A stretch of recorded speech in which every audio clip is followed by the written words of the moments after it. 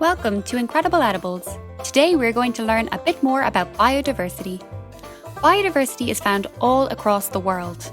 In our oceans, our grasslands, our forests, and even our cities.